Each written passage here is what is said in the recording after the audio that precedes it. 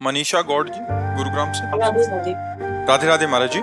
गुरुदेव भगवान, यदि प्रश्न में किसी प्रकार की कोई त्रुटि हो तो क्षमा कीजिएगा। भगवान, मैं करीब 1 वर्ष से अधिक समय से आपको YouTube के माध्यम से सुन रही हूँ। नित्य प्रतिदिन आपका एकांतिक वार्तालाप सत्संग सुनती हूँ, नाम जप का प्रयास भी करती हूँ तथा कुछ समय के लिए श्री 84 जी का भी नियमित पाठ करने का प्रयास करती हूँ। भगवान, आपके एकांतिक में कई बार सुना है कि भगवत मार्ग पर आगे बढ़ने पर अनुकूलता या प्रतिकूलता आती है, किंतु मेरे जीवन में ये दोनों ही नहीं आ रही महाराज जी।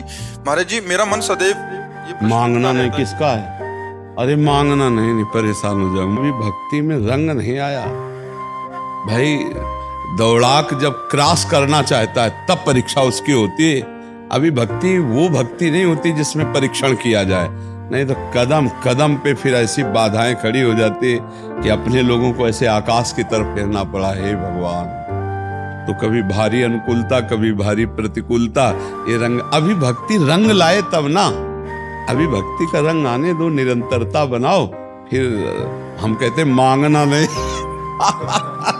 मांगना नहीं। अच्छे अच्छे कापते। एक बार मार्कंडेय जी भागवत में पढ़ के देख लेना, जब भगवान नर नारायण आए तो उनका भगवान सुनते हैं आपकी माया बड़ी विचित्र है। कैसी माया? मुस्कुरा दे, भगवान की मुस्कुराहट ही माया है। वो अंतर ध्यान हो गए। थोड़ी देर में देखा समुद्र मर्यादा तोड़ दिया, इतना अपार जल पूरे संसार में फैल गया, सब संसार डूब गया। वो भी उसी थपेड़े में, भारी लहरों के थपेड़े। इतना व्याकुल हुए कि रो पड़े, पुकारा, हे भगवान बचाओ। तो देखा एक बरगद का वृक्ष और उसके एक पत्ते में बाल गोविंद अपने चरण का अंगूठा पी रहे हैं। करार विंदे न मुखार विंदम पदार विंदे विनिवेशयंतम। भगवान का ये रूप देखा तो सोचा पूरी सृष्टि का विनाश हो गया, ये बटवृक्ष कैसे नहीं डूबा? और ये छोटा सा बालक तो हंस दिया, जो हंस दिया उनके पेट में चले गए। वहां भी महाप्रलय, वहां भी हाहाकार। अरे फिर हंसा तो बाहर आ गए, फिर वही प्रलय आग्नि। अंदर से पुकारा, प्रभु बचा लो बचा लो। और ये सब कई कल्प तक भोगते रहे, कई कल्प। और जब होश आया तो देखा एक बूंद पानी नहीं, आसन में बैठे हैं। और ये सब 48 मिनट में हो गया।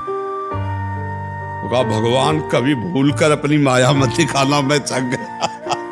एक बार भगवान श्री कृष्ण के साथ सुदामा जी समुद्र स्नान करने जाए तो कहा, यार तुम्हारी माया बड़ी विचित्र है। क्या है माया तुम्हारी? भगवान ने कहा, समुद्र नहा लेते हैं फिर बाद में बात करेंगे। तो साथ ही डुबकी मारी। जो सुदामा जी ने डुबकी मारी सो एक देश में पहुंच गए। अब वहां स्वयंवर हो रहा था। अरे सब की, अरे भाई इतने दिव्य महात्मा है सुदामा जी, इतने दिव्य, आओ भाई आओ। इनका स्वागत हुआ और लड़की ने इन्हीं के जयमाला डाल दी। अब वहां के राजा बन गए। अब वहां लड़का बच्चा हो गए सुदामा जी के। और वहां की प्रथा थी, जैसे भारत की पहले प्रथा थी कि अगर पति मर जाए तो पत्नी जो सती हो जाती थी, ऐसे वहां की प्रथा थी कि पति को जबरदस्ती पत्नी के साथ जला दिया जाता था, बांध के 100 में। और पत्नी गई मर। अब सुदामा जी को 100 के साथ बांध दिया गया। जब इस शमशान में ले गए और जब जलाने को हुए तो कहा, हे श्री कृष्ण रक्षा करो। तो भगवान ने ऐसे हाथ पकड़ा और समुद्र से बड़ी लंबी डुबकी मार दी। बोले, प्रभु ये वो ब्याह और लड़का और बच्चा, बोले यही तो मेरी माया है, ये सेकंड में हो गया। और उनको इतना सब सेकंड में अनुभव हो गया। यही भगवान की विचित्र माया। कभी भगवान से न कहे कि आप हमारी नहीं भैया, उनके प्रश्नवाचक चिन्ह ऐसे होते, पार करना बहुत कठिन है, बहुत कठिन है। इसलिए बड़ी कृपा है जो आपके ऊपर परीक्षा लियो। खूब नाम जप करती रहो।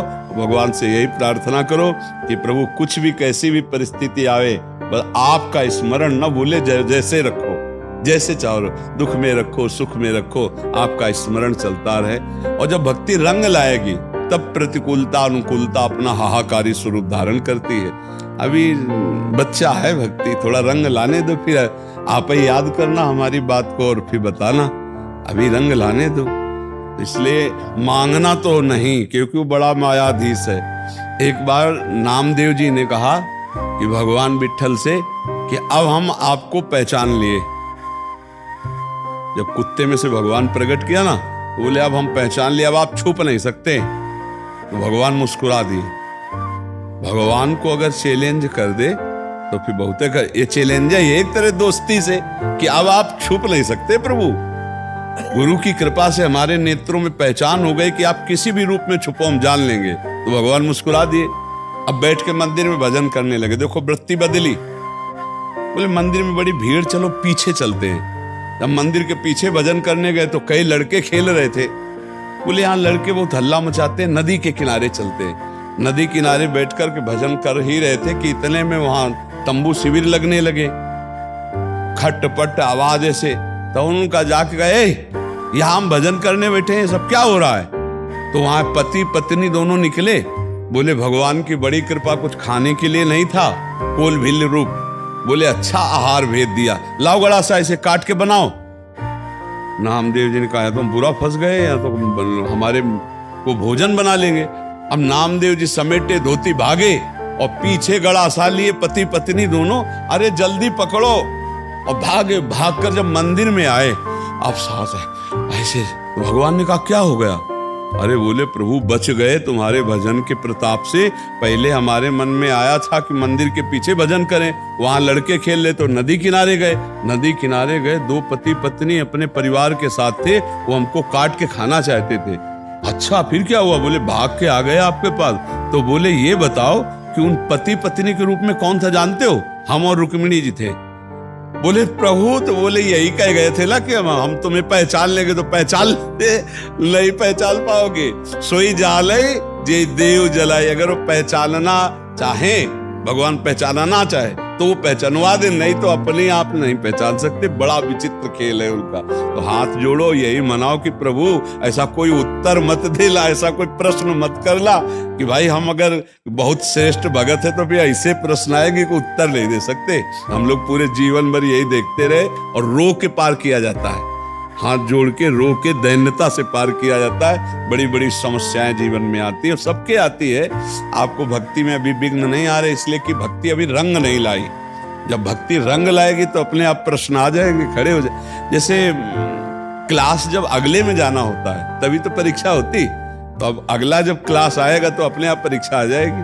जी।